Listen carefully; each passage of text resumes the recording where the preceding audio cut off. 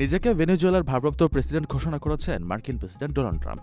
তার পোস্ট করা একটি ডিজিটালি পরিবর্তিত ছবিতে দাবি করা হয়েছে তিনি এখন ভেনেজুয়েলার ভারপ্রাপ্ত প্রেসিডেন্ট। ভেনেজুয়েলার প্রেসিডেন্ট নিকোলাস মাদুরো এবং তার স্ত্রী সিলিয়া ফ্লোরেসকে মার্কিন যুক্তরাষ্ট্রের আটকের পর তীব্র আন্তর্জাতিক বিতর্কের মধ্যে ট্রাম্প এই দাবি করলেন। ট্রুথ সোশ্যালে ট্রাম্প এই নকশা করা ছবিটি উইকিপিডিয়ায় অফিসিয়াল পেজের সাথে পোস্ট করেছেন, যেখানে তার অফিসিয়াল প্রতিকৃতি ব্যবহার করা হয়েছে। তাছাড়া ট্রাম্প মজা করে মার্কো রুবিওকে কিউবার প্রেসিডেন্ট হিসেবে ঘোষণা করার ধারণাটিও নিশ্চিত করেছেন।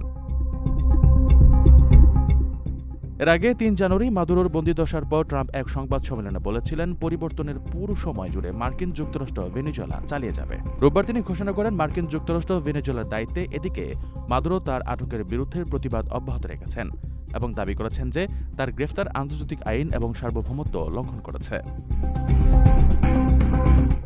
আপনার স্বপ্নগুলো আকাশ ছুবে প্রবাসীর হেলিকপ্টারের মাধ্যমে। বিয়ে, জন্মদিন অথবা যে কোনো বিশেষ প্রয়োজনে হেলিকপ্টার ভাড়া করতে যোগাযোগ করুন স্ক্রিনে দেয়া নাম্বারে। প্রবাসীর হেলিকপ্টার, নিরাপদ ও সাশ্রয়ী বাহনের বিশ্বস্ত নাম।